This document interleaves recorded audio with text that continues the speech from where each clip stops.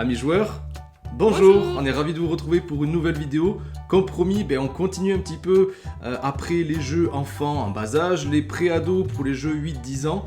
Cette fois-ci, on va vous présenter des jeux, c'est nos jeux d'ambiance qu'on vous conseille pour cette fin d'année, pour ces fêtes de fin d'année de 2020. Même si on n'a pas pu y jouer comme on voulait avec le confinement, mais on va vous présenter ces jeux-là. Avec Hello, on en a sélectionné 5. 5 pour nous qui font partie du top de cette année en termes d'ambiance justement.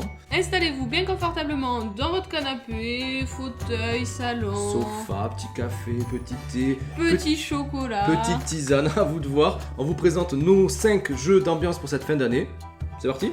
C'est parti. Allez, c'est parti.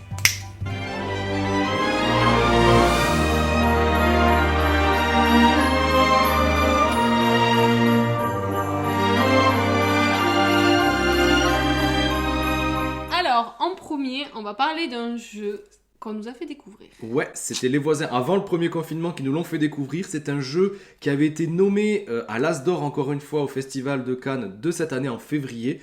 Il n'a pas remporté le prix, mais c'est un excellent jeu et on parle de... Fiesta de los Muertos. Fiesta de los Muertos, de 4 à 8 joueurs pour des parties d'une quinzaine de minutes et à partir de 8 ans. Il faut vraiment être nombreux pour pouvoir en profiter et plus vous serez nombreux et plus ce sera savoureux. Ouais. Fiesta de los Muertos, c'est dans le thème de Días de los Muertos au Mexique, le jour des morts. Le thème est vachement respecté, on va y revenir un petit peu après sur le matériel parce qu'il est vraiment très très joli. On va distribuer à chaque début de partie... À chaque joueur, une carte. Ouais. Sur celle-ci, Et cette carte, c'est une des gens personnalité morte. qui sont morts. Voilà. Voilà, c'est que des morts, des personnes qui sont Voilà, plus de ce monde. donc il va falloir mettre un mot qui nous fait penser en relation avec cette personne. Bien sûr. On passe le calepin à notre voisin, ainsi de suite. Et ça doit faire 5 ou 6 tours, je crois. Ouais. Et à chaque fois, on va devoir mettre un mot en relation Avec l'indice qui avait été donné. Donc, c'est un peu le téléphone arabe. Au Ouais. bout d'un moment, quand on va faire le décompte, on va se rendre compte que le mot final par rapport à la personnalité qu'on avait inscrit, ça veut peut-être rien à voir. Ouais, souvent on met un indice parce qu'on sait la personnalité qu'on a. Dès le premier voisin à qui on va le passer, il va lui partir et mettre il a mis gros, bon je vais mettre maigre, allez, alors que pas du tout. Exactement. Et finalement des fois ça peut partir très vite en live, comme des fois on peut, quand on en discute à la fin de la partie, se rendre compte que c'était quasiment toujours les mêmes mots qui sont revenus, donc on est resté Ça à part peu près totalement en sur la même cacahuète à chaque fois et c'est ça qui est vraiment savoureux. Il faut savoir que c'est un jeu qui est totalement coopératif, on va tous jouer ensemble pour apaiser un maximum de morts et plus on va y arriver du premier coup, c'est-à-dire que chacun va réussir à trouver la personnalité par rapport aux indices qu'on avait donnés et plus on va pouvoir avoir des bonus en forme d'os qu'on va pouvoir dépenser au cas où on se planterait sur d'autres personnalités.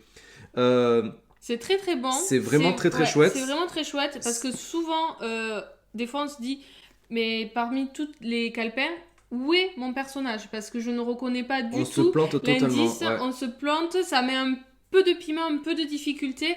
Quelque piment de palette. quelque chose qui pourrait paraître simple sur le principe, mais au final ne l'est pas tant que ça. Non. Et ça se joue rapidement, ça s'explique rapidement, à tous âges, ça peut se jouer, ça peut se sortir. Le matériel, il est beau, les crânes, ils sont super jolis. Il y a tout qui est fourni dans la boîte en plus, c'est vraiment chouette. Ouais. Mais encore une fois, vraiment à savourer à plusieurs et on n'a pas eu l'occasion d'en profiter vraiment à sa juste valeur.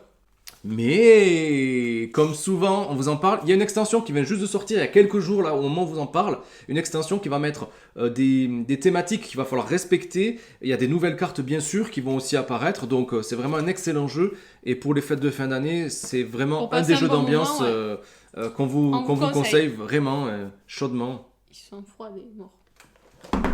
Deuxième jeu qu'on va vous présenter dans la catégorie jeu d'ambiance. On enlève les morts, on va partir sur quelque chose de beaucoup plus joyeux, de beaucoup plus léger. Parce que là, on va vous parler de bonbons, des choses édulcorées. Vas-y.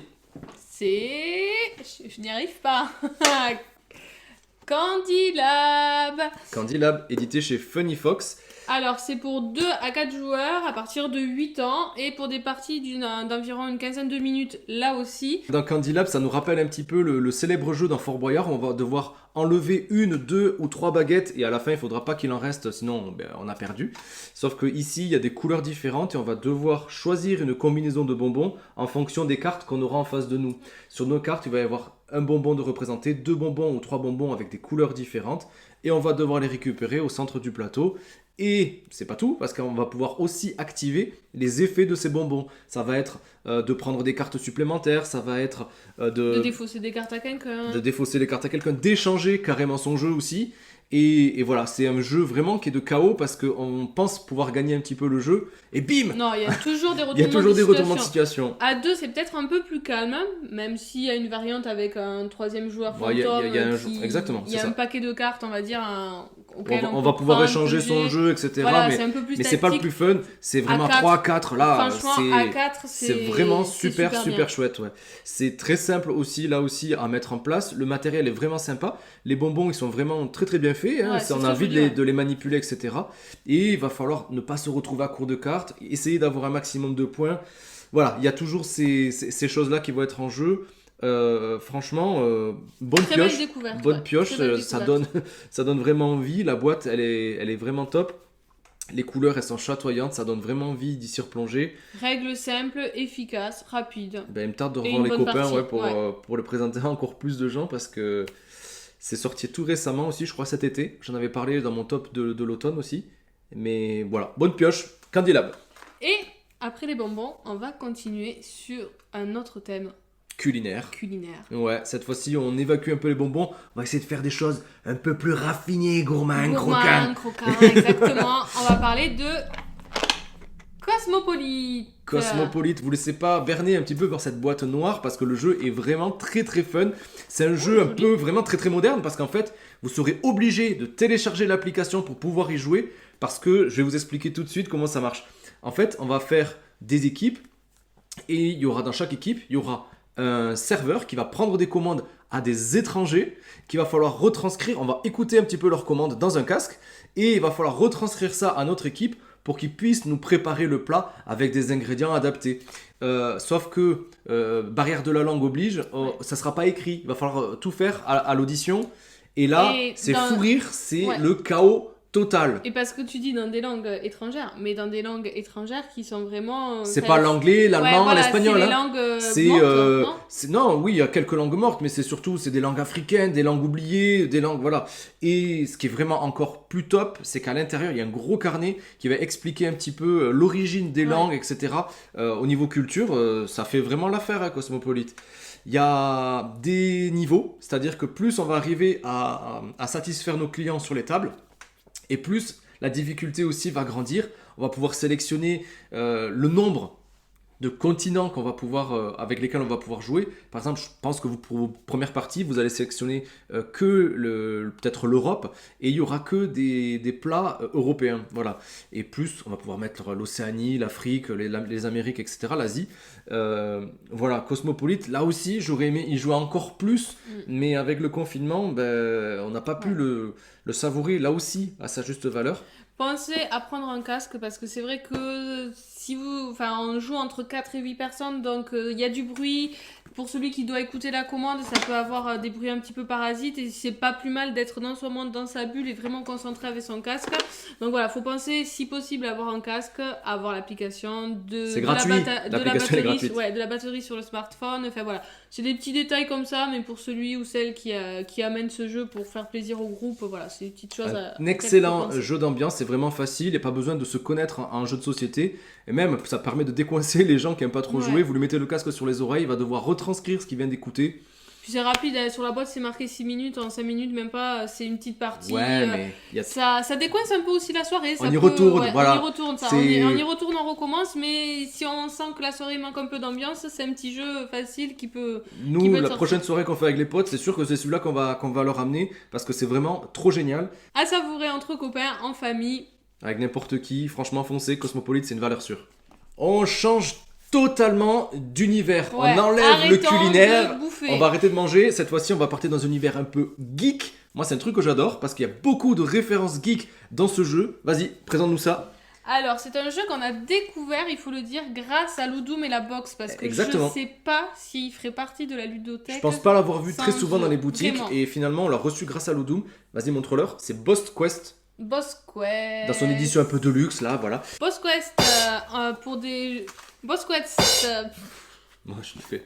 Ouais, Boss Quest, c'est édité chez Débac les Jeux. entre 2 et 5 joueurs, à partir de 8 ans, pour des parties d'une vingtaine de minutes. Ouais. Mais là aussi, 23 minutes, on y voilà. retourne parce que c'est vraiment un jeu d'ambiance, mais un peu d'apéro aussi, on trouve. C'est un peu, on retourne dans l'univers, je vous disais geek, mais dans une mécanique de blackjack. C'est-à-dire qu'on va avoir notre propre personnage. On va nous distribuer des armes en début de partie. Chaque arme a un niveau avec des couleurs, et il va pas falloir dépasser 21, comme dans le blackjack. Et on va pouvoir demander au maître, voilà, de nous distribuer 1, 2 ou 3 cartes, et attention de ne pas dépasser 21, parce qu'il y aura un boss. Ce boss, ben là c'est top, parce que dans cette édition-là, il y a Kratos de God of War, il y a, voilà, on le voit sur la boîte aussi, il y a Bowser, le célèbre méchant de Mario. Il y a plein de personnages, d'ennemis de séries un peu de jeux vidéo finalement, et chaque boss a une vie. Est-ce que ça sera 20, 21, 22, 25, 14, je sais, ou 14, voilà. facile, hein. Chaque boss a une vie, il va pas falloir le dépasser. Si on arrive à avoir ce score-là, ou si on ne le dépasse pas, on va gagner des points. Si on le dépasse, on perd des points de vie. Quand on aura décidé donc de stopper, de ne pas récupérer de cartes supplémentaires, on va aller voir le magicien, et là le magicien va nous donner la possibilité de prendre une carte, une carte bonus qui sera au centre de la table, et ces cartes-là vont totalement changer la physionomie du jeu. Ça peut rajouter plus de au boss, ça peut enlever des points au boss, ça peut donner des conditions de victoire. Celui qui gagne, c'est celui qui a mis telle couleur dans son jeu. Même d'augmenter ou de diminuer la puissance de nos adversaires ou de soi-même aussi. Hein. Et donc des fois nous on se dit c'est bon j'arrête, je suis bien, c'est parfait. Celui en d'après va tout changer, va tout foirer. Enfin voilà, c'est pas mal. Moi ce que j'aime bien aussi c'est le fait que l'armurier change, que ça soit pas toujours la même personne qui distribue des cartes, c'est à tour de rôle. C'est un petit détail mais au final ça implique tout le monde aussi dans le jeu. Ouais. C'est vraiment une très très belle découverte. On a vraiment aimé le présenter juste avant le confinement là aussi. Très simple à mettre en place, tout le monde a compris en un tour de jeu, c'est parti. Et on y retourne vraiment avec plaisir. Et j'ai vu ça tout juste hier encore, je crois qu'il y a une nouvelle boîte qui doit sortir, qui est un peu revisiter cette boîte de base avec peut-être des nouvelles cartes, etc. Peut-être des nouveaux graphismes aussi. Je peux pas vous en dire plus, je sais pas plus, mais voilà, celui-là aussi, on vous le conseille. Ouais, c'est bien entre adultes, même avec les enfants à partir de 8 ans, parce que c'est une histoire de calcul aussi, donc il y a un peu de hasard, mais voilà, compter ses points, tout ça, moi je pense que c'est aussi pas mal, ça les initie un petit peu aux jeux de société, peut-être un peu plus compliqué, même s'il y a une part de hasard. Vraiment, nous, on a passé que des bons moments avec. Et pas de sexisme, parce que oui, on doit aller sauver une princesse, mais vous pouvez aussi sauver un prince si vous voulez. Et on termine cette sélection des jeux d'ambiance avec un jeu qui nous tient particulièrement à cœur. Là aussi, c'est Ludum qui nous l'a présenté et on a vraiment adoré. C'est un jeu cette fois-ci de pichenettes. Il va falloir mettre des pichenettes parce que ce jeu... C'est Pitch Out. C'est Pitch Out. Pitch Out, distribué par Gigamic. C'est uniquement pour 2 joueurs. On peut faire des équipes, mais ça sera que 1 contre 1. Les rouges contre les bleus. C'est des parties vraiment très furieuses et très rapides d'une dizaine de minutes. Et c'est vraiment top. Le pitch de Pitch Out. Dans Pitch Out, on est à la tête d'une équipe. On va devoir sélectionner les membres de son équipe en fonction de leur capacité. Parce que chaque jeton... des pouvoirs différents. C'est un personnage différent chaque fois. C'est pas les mêmes dans les 2 équipes. Elles auront différentes façons de pouvoir scorer. Et on va les mettre en place sur... une surface de votre choix. Il nous préconise quand même, il nous conseille de faire 80 sur 80. Et on va positionner ce qu'on voit juste au milieu, des petits blocs qui vont faire office de boucliers, de remparts, enfin de sortes de murs qui va être plus difficile de franchir pour pouvoir détruire, dégommer les adversaires. Le but, on va à chacun son tour choisir un de nos jetons, mettre une pichenette dessus, et il va falloir toucher ou pas, ça dépendra des pouvoirs de son personnage, un adversaire pour tenter juste de le toucher ou de l'éjecter. De l'éjecter. De l'éjecter du centre de la table. Voilà. C'est fun, c'est hyper rapide. Ce qui peut être un peu contraignant, c'est connaître les effets de chaque personnage parce que des fois on s'en rappelle pas. Enfin voilà, c'est la seule contrainte que je trouve moi personnellement. Ensuite, c'est ultra fun. Faut faire attention à ce qu'il y a autour parce que pareil, ça part vite en live. Et pour petit conseil, ça fait pas mal aux doigts. Ouais, on pensait que ça allait faire mal aux doigts, mais en fait, pas du tout. Pas du tout. Le matos glisse très bien. Il n'y a pas besoin de taper comme des malades. Enfin, la boîte, là, je pense qu'on peut même la balancer, on peut la jeter. Ouais. Parce qu'on peut juste récupérer ça. Il y a une petite pochette de transport aussi. C'est ce qu'ils nous vantent. Jouable partout et transportable. C'est vraiment vrai. On peut vraiment le prendre partout. On le sort vraiment vite fait. Et les jetons, c'est un bonheur en fait de pouvoir taper dedans. Ça rebondit un max. Ça fuse de partout, il y a des combos. On s'est déjà filmé juste pour voir ce que ça allait faire en slow motion, pour voir un petit peu les effets que ça avait fait. C'est vraiment top. C'est top, ouais. Est-ce qu'on va choisir d'éjecter ou juste de se rapprocher, de gêner pour le coup d'après? Ouais, parce que des fois on veut éjecter, mais c'est plutôt nous qu'on s'éjecte parce qu'on se loupe. On peut se louper, voilà, il faut faire attention. Le but, ça va être soit d'éjecter tout le monde, soit d'éjecter le capitaine. Voilà. Et ben, franchement, encore belle découverte. Merci Loudoum, parce que ça non plus, je pense qu'on l'aurait pas découvert. Et on adore vraiment ce jeu. On a juste hâte de faire des équipes là, dès qu'on pourra voir les potes, de faire équipe entre filles garçons peut-être. Mais pour moi c'est un peu comme un baby, c'est-à-dire on va y jouer vraiment vite fait, c'est ultra simple et on va devoir y rejouer, on change les équipes, etc. pour tenter de remporter la victoire. Ah ben c'est purement le jeu, pour savoir qui fait la vaisselle, vas-y on se fait une partie, 2 secondes, le perdant fait la vaisselle ou fait à manger, je sais pas, faut parier des tâches ménagères là-dessus, ça marche je pense grave. Et j'ai entendu, et je crois que j'ai vu l'auteur de ce jeu qui essaye de mettre en place différents modules pour encore plus de variété dans le jeu, de mettre des ponts par exemple, il va falloir passer, on pourra se mettre dessus, dessous, des tremplins, etc. Donc c'est une valeur sûre du jeu d'ambiance. Moi vraiment on vous le conseille. C'est pas un jeu cette fois-ci où on joue à 40 000, juste à 2, mais franchement c'est vraiment génial. Même à 2 c'est une partie de rigolade, c'est trop bien. C'est vraiment trop bien. Et ben voilà, cette sélection de 5 jeux est terminée. On espère qu'elle vous aura plu, qu'elle vous aura donné des idées, donné des envies pour des futures soirées, repas en famille, entre amis, on avait vraiment été même à 2. On a vraiment été ravis de vous présenter ça parce que c'est une catégorie, on aurait aimé un peu plus peut-être cette année c'est un peu compliqué, etc. Cette année c'est compliqué avec tous ces confinements à répétition. Et n'hésitez pas à nous laisser des commentaires ou bien des pouces. Des petits pouces, on adore les pouces. Laissez-nous des petits pouces, ça nous fait plaisir, ça nous encourage aussi à continuer un petit peu nos efforts, ça demande un peu de travail, on adore vous faire ça, donc ça nous encourage à vous présenter toujours plus de jeux, toujours plus de top.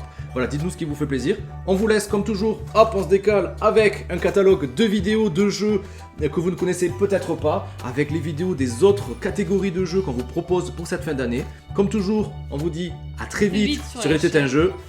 Ciao les amis. Ciao.